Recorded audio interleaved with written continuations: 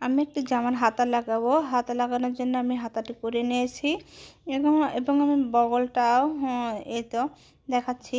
জামার বগল এবং বগলটা আমি কিন্তু লাগিয়ে দেখাবো, এই কারণে কিন্তু আমি জামার হাতাটা করেছি। শুধু আমি বগল লাগানো আজকে দেখাবো। তো যারা বগল লাগাতে গেলে অনেক সমস্যার সৃষ্টি হয়, তারা করতে পারেন। তো এভাবে আমি ধরে কিন্তু দুটা একসঙ্গে ধরে আমি মাপ করে দেখে নিয়েছি দুটো আমার ঠিক আছে কিনা। তো দু মাথায় সমান ছিল। এখন আমি ভিতরকার কাপড়গুলো কিন্তু আমি ভাঁজ করে নিয়েছি। এবার আমি কিন্তু বগলটা এর সঙ্গে লাগিয়ে নেব। দেখুন আমি কিন্তু এবার হাতার আর যে সেলাই আছে সেখান থেকে কিন্তু আমি ধরছি। ঠিক সেভাবেই আমি ধরবো, যেভাবে জামাটাকে আমি ভাঁজ দিয়ে ধরেছিলাম। তো আমি এভাবে ধরে মেশিনের সঙ্গে আটকে নিচ্ছি। এবার আমি মেশিনের সঙ্গে বসিয়ে নিলাম, বসে এতে সেলাই শুরু করেছি।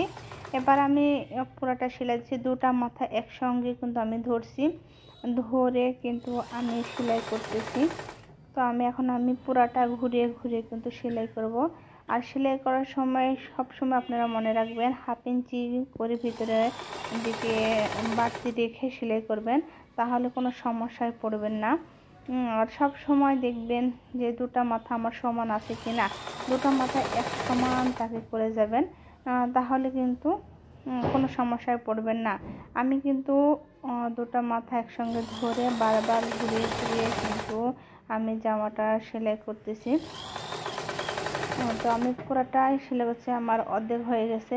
আর মাঝখানে কিন্তু আমি একটু ফুটো কেটে নিয়েছিলাম, যাতে এ মাথা আর ওই মাথা বোঝা যায় দুটো সমান হচ্ছে কি না দু মাথায়। তো আমি সেলাই করছি, আর আমি তো সারাদিন প্রায় সময় সেলাই করি। আর আপনারা সাপোর্ট দিয়ে যান আমাকে, অবশ্যই আর লাইক করেন, কমেন্ট করেন, আমার পাশে থাকেন। আপনারা পাশে না থাকলে আসলে আমি কিন্তু ভিডিও তেমনটা উৎসাহিত হব না, বা আমার মনও অতটা আনন্দিত হবে না। আপনারা একটু আমাকে কমেন্ট করে জানান আমার ভিডিওটা কেমন হচ্ছে, এটুকু অন্তত জানান।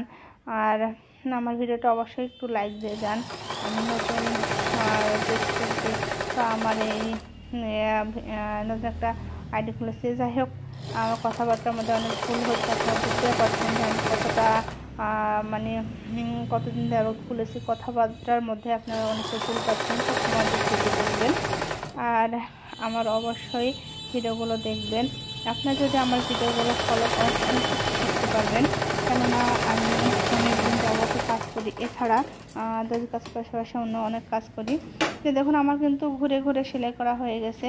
এই তো আমি কিন্তু লাগিয়ে নিলাম। এবার আমি কিন্তু খুলে মানে জামাটাকে মেরে দেখাচ্ছি আসলে আমি যে লাগিয়ে নিলাম আসলে কেমন হলো। দেখুন কোথাও ঘুষ পড়ে নাই, বা কোথাও ছোট বড় বা সেলাই করতে গিয়ে কোনো সমস্যাও হয় নাই। তো দেখুন ভালো করা হয়ে গেছে। তো ভালো থাকবেন, সুস্থ থাকবেন, আর সবাই আমার জন্য দোয়া করবেন। আল্লাহ হাফেজ।